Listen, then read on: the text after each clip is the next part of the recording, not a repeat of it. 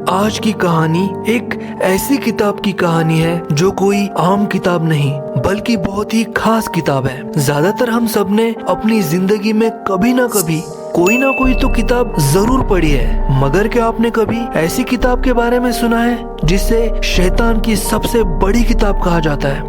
एक ऐसी किताब जिसे कागज पर नहीं बल्कि जानवरों की खाल पर लिखा गया हो। एक ऐसी किताब जो इतनी बड़ी है और इतनी भारी भी कि उठाने के लिए कम से कम 2 लोगों की जरूरत पड़ जाए। एक ऐसी किताब जो आज 800 साल बाद भी एक रहस्य बनी हुई है। एक ऐसी किताब जो जिसके भी पास गई उसे बर्बाद करके रख दिया। और सबसे अनोखी और मशहूर चीज जो इस किताब के बारे में तो ये कही गई है कि इस किताब को सिर्फ एक ही रात में लिखा गया है। और मैं जो ये बात कह रहा हूँ ये कोई हवाई बात नहीं है, बल्कि ये किताब आज भी इस दुनिया में मौजूद है। कई बार तो इस किताब को दुनिया का 8वां अजूबा तक घोषित करने की बात कही गई है। कई साइंटिस्ट भी इस किताब के ऊपर शोध कर चुके हैं। वैज्ञानिकों ने इस किताब के बारे में क्या क्या परीक्षण की और क्या क्या बताया है ये तो हम आगे जानेंगे ही, मगर पहले ये जानते हैं कि आखिर ये किताब है क्या चीज। हम सभी लोग होली बाइबल नाम की किताब से तो जरूर वाकिफ है, जो कि ईसाई धर्म का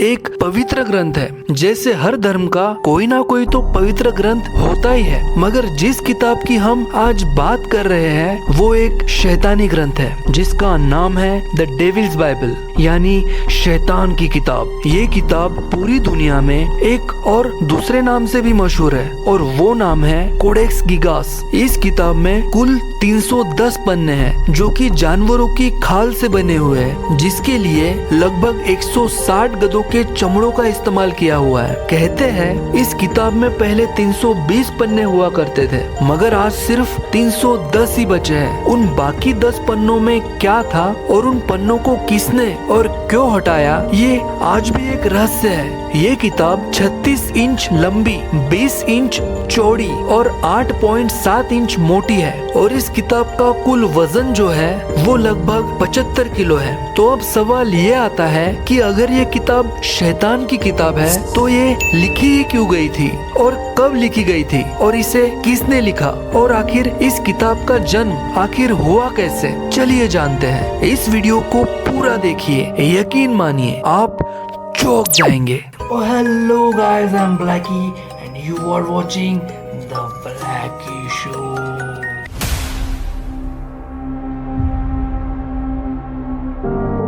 आज से लगभग 800 साल पहले 13वीं सदी की शुरुआत में एक सन्यासी हुआ करता था। उसका नाम था हरमन और वो पोडलाजिस के एक मठ में रहा करता था। और जो वो दौर था राजा महाराजाओं का, और ये मठ बोहेमिया साम्राज्य के अंदर आता था। खैर आज तो ये साम्राज्य नहीं रहा, मगर ये जगह चेक रिपब्लिक नाम के एक देश में पड़ती है। एक बार उस सन्यासी ने मठ की मान मर्यादा, नियम और कानूनों का उल्लंघन कर दिया था, जो कि उसे नहीं करना चाहिए था, जिसकी वजह से इस मठ और इस मठ के सभी सन्यासियों की चारों तरफ बदनामी होने लगी। और जब ये बात इस मठ के सबसे बड़े पादरी तक पहुंची, जो इस मठ की भलाई के लिए सभी बड़े फैसले लेते थे, तो उन्होंने इसकी जांच करवाई और उस जांच में हरमन दोषी पाया गया। उसके बाद उसे सबके सामने पेश किया गया और इस गलती के लिए उसे मौत की सजा सुनाई गई और उस सजा के तौर पर उसे जिंदा दीवार में चुनवा देने का हुक्म दिया गया। हरमन को जैसे ही ये सजा मिली वो मुख्य पादरी के पैरों में गिरकर फूट फूट कर रोने लगा और अपनी गलती की माफी मांगने लगा, मगर उसकी एक भी बात नहीं सुनी गई। फिर अपनी जान बचाने के लिए उसने मुख्य पादरी से एक नामुमकिन सी चीज कही। उसने कहा कि उसे अपनी गलती का एहसास है, मगर अगर उसे अपनी गलती सुधारने का एक मौका दिया जाए तो वो एक ऐसी किताब लिखेगा जो आज तक दुनिया में कभी नहीं लिखी गई। ये किताब पूरी मानव जाति की भलाई करेगी और ये किताब पूरे मठ को भी गौरवान्वित करेगी। और इस पूरी किताब को लिखने का काम वो सिर्फ एक रात में ही पूरा कर लेगा। जैसे ही ये बात उस मठ के मुख्य लोगों ने सुनी, सभी एक दूसरे से फुसफुसाने लगे कि ये क्या बोल रहा है, ऐसा करना तो बिल्कुल नामुमकिन है। और फिर उसके बाद सभी से राय विचार करने के बाद उस मठ का मुख्य पादरी हरमन से कहता है कि ठीक है, हम तुम्हें एक मौका दे रहे हैं। अगर तुमने ये किताब एक रात में पूरी कर दी तो कल सुबह तुम्हारी मौत की सजा को पूरी तरह से माफ कर दिया जाएगा और तुम्हारी जान भी बख्श दी जाएगी। इसके बाद हरमन ने किताब लिखना शुरू किया और वो पूरा मन लगाकर ये काम करने लगा। धीरे धीरे वक्त बीतता गया और जब आधी रात हो गई तो उसे इस बात का एहसास हो गया था कि ये नामुमकिन है कि वो इस किताब को सुबह होने तक लिखकर पूरा कर सके, और पूरा नहीं कर पाया तो सुबह उसकी मौत बिल्कुल तय थी।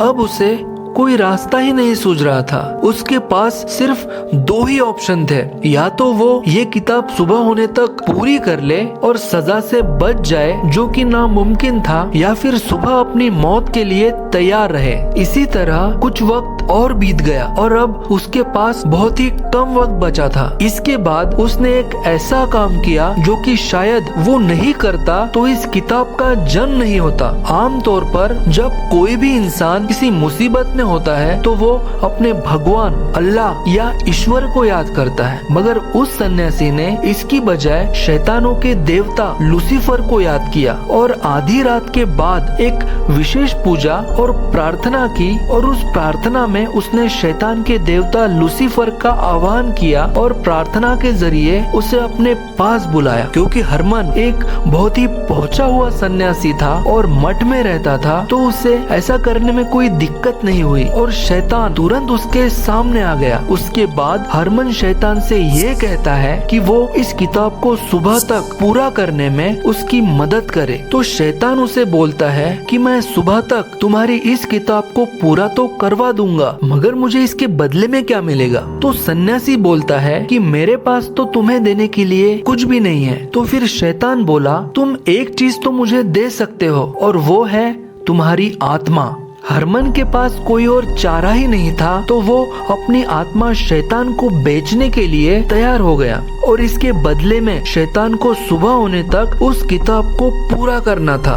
दोनों के बीच में ये समझौता तय हो गया। उसके बाद वो रात किसी तरह बीती और सुबह जब वो सन्यासी उठता है तो उसके सामने 310 पन्ने की गधे की खाल पर लिखी हुई एक किताब रखी हुई थी। हरमन ये देखकर बहुत खुश हो जाता है। फिर जब सुबह इस मठ के अधिकारी वहाँ पहुँचते हैं तो वो भी इतनी बड़ी किताब को देखकर दंग रह जाते हैं। मगर जब उन्होंने इस किताब को खोला तो इसके पहले ही पन्ने पर एक शैतान की तस्वीर थी। उस शैतान का शरीर तो इंसान जैसा था मगर उसका मुंह बिल्कुल राक्षस जैसा था। उसकी 2 जुबानें थी, जिसका मतलब है कि शैतान अपने फायदे के लिए कभी भी अपनी बात को बदल सकता है। और उसके हाथ और उसके पैरों में सिर्फ 4 ही उंगलियां थी और उस शैतान ने एक कपड़ा भी पहन रखा था जो कि रॉयल्टी का एक प्रतीक था और ऐसे कपड़े सिर्फ शाही लोग ही पहन सकते थे। तो हो ना हो ये तस्वीर शैतान के देवता लूसीफर की ही थी। इस किताब को लिखने और उसकी शिल्पकारी के लिए लाल, पीले, हरे और गोल्डन रंग का भी इस्तेमाल किया गया था। इसके अलावा इस किताब में एक शाही शहर, स्वर्ग या जन्नत की भी तस्वीर थी। सूरज, चांद और सितारे भी थे और एक ऐसा ग्रह भी था जिसके चारों तरफ सिर्फ समंदर ही है। और इस किताब में पूरी बाइबल लिखी हुई थी और इसमें प्राचीन इतिहास का भी जिक्र था और शैतान को बुलाने, उसकी पूजा करने का टोना टोटका, काला जादू और इलाज के अलग अलग तरीकों का भी जिक्र था। ये किताब लैटिन भाषा में लिखी हुई थी मगर कहीं कहीं पर इसमें हिब्रू, ग्रीक और साल्विक भाषा का भी इस्तेमाल हुआ था। कुल मिलाकर इस किताब में शैतान की पूजा करने और शैतान को अच्छा दिखाने की कोशिश की गई थी। इन सभी वजहों के कारण इस किताब का नाम दी डेविल्स बाइबल यानी शैतान की किताब रख दिया गया था। और कोडेक्स गीगास भी, दरअसल कोडेक्स गीगास एक लैटिन शब्द है जिसका मतलब होता है बहुत बड़ी किताब। और आज भी ये किताब मध्यकालीन युग में लिखे जाने वाली दुनिया की सबसे बड़ी हस्तलिपि यानी हाथ से लिखी हुई किताब है, जो समझौते के हिसाब से शैतान ने अपना काम पूरा कर दिया और उसके बदले में शैतान ने उस सन्यासी की आत्मा को अपने कब्जे में ले लिया। उस वक्त से लेकर आज तक इस शैतानी किताब ने बहुत लंबा सफर तय किया और ये जिसके भी हाथ लगी उसका कभी भी भला नहीं हुआ था। उसके साथ कोई ना कोई गड़बड़ जरूर हुई और इसकी शुरुआत उसी मठ से शुरू हो गई थी। देखते ही देखते इस किताब के चर्चे पूरी दुनिया में फैल गए कि कैसे सिर्फ एक ही रात में इस किताब को पूरा लिखा गया है। मगर जिसने भी इस किताब को पढ़ने की कोशिश की उसका दिमागी संतुलन बिगड़ने लगा। कई सन्यासियों ने तो ये तक बताया कि जब वो इसे पढ़ने बैठे तो उसके अक्षर हवा में तैरते हुए नजर आए। इसके बाद इस मठ की माली हालत धीरे धीरे खराब होती गई तो कुछ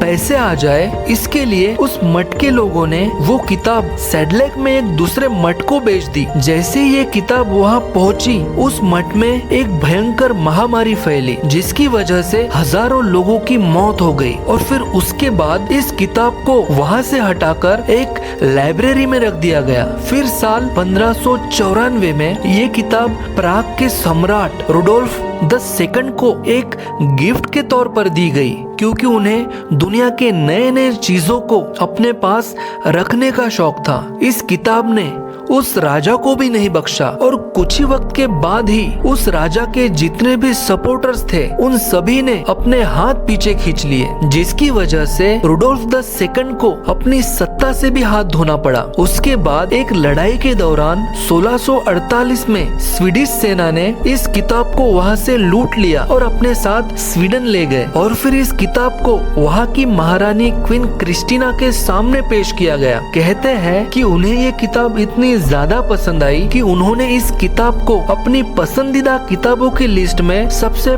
पहले नंबर पर शामिल कर लिया। मगर इसके सिर्फ 6 साल बाद ही उन्हें भी अपनी सत्ता गंवानी पड़ी और वो स्वीडन को छोड़कर रोम चली गई। वो अपने साथ उन सभी पसंदीदा किताबों को ले गई, मगर जो उनकी सबसे पसंदीदा किताब थी द डेविल्स बाइबल, उसे वो एक सवाल के साथ वहीं पर छोड़ गई। और वो सवाल ये था कि क्या वो अपनी पसंदीदा किताब को ऐसे ही भूल कर जा सकती है या फिर उन्होंने इसे जानबूझकर छोड़ दिया। क्वीन क्रिस्टीना के जाने के बाद इस शैतानी किताब को स्वीडन की राजधानी स्टॉकहोम की एक नेशनल लाइब्रेरी में रख दिया गया। 7 मई 1697 को इस लाइब्रेरी में भयंकर आग लगी। उस आग में 24,500 किताबें और 1400 हस्तलिपियां जलकर खाक हो गई। मगर ये किताब वहाँ भी किसी तरह से बच गई। कहते हैं कि वहाँ पर काम करने वाले एक आदमी ने इस किताब को आग से बचाने के लिए खिड़की के ऊपर से नीचे फेंक दिया था और फिर इसके बाद किसी तरह से इसे संभाल कर रख दिया गया। और साल 1878 में नए साल के मौके पर इस किताब को स्वीडन की नई नेशनल लाइब्रेरी में शिफ्ट कर दिया गया जो कि स्टॉकहोम में है। इसके बाद से लेकर आज तक ये शैतानी किताब कोडेक्स गिगास यही रखी हुई है। इन 800 सालों में वक्त बदला, लोग बदले, नया जमाना आ गया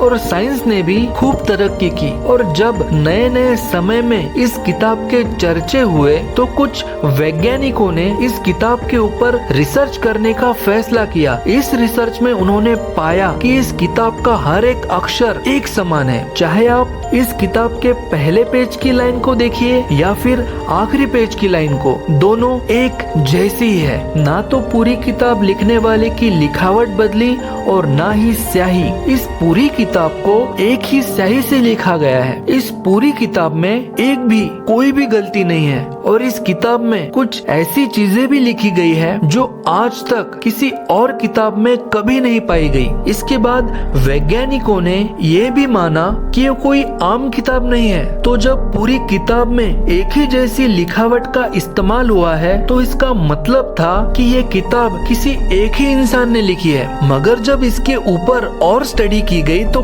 पता चला कि अगर कोई भी इंसान इस किताब को आज लिखने बैठ गया और इसमें जो छोटी छोटी शिल्पकारी की गई है और तस्वीरें बनाई गई है उससे बनाए तो इस किताब को पूरा लिखने में पूरे 25 से 30 साल का वक्त लग जाएगा। और अगर मान भी लिया जाए कि किसी एक इंसान ने 25 साल मेहनत करके इस किताब को पूरा किया होगा तो इन 25-30 सालों में उसकी उम्र और टाइम के साथ साथ उसकी हैंड राइटिंग भी जरूर चेंज होती। और दूसरा कि अगर ये किताब बहुत सारे लोगों ने एक साथ मिलकर लिखी होती तो कहीं ना कहीं कोई ना कोई तो बदलाव जरूर होता। पर एक्सपर्ट्स के हिसाब से इस पूरी किताब में हर एक अक्षर एक समान है। हालांकि वैज्ञानिक शैतान जैसी किसी भी चीज पर विश्वास तो नहीं करते, मगर उन्होंने ये माना है कि ये किताब एक ही इंसान ने बहुत कम वक्त में लिखी होगी, जो कि बिल्कुल पॉसिबल नहीं है। तो क्या इस किताब के बारे में मैंने जो भी कहानी आपको बताई है वो सच है?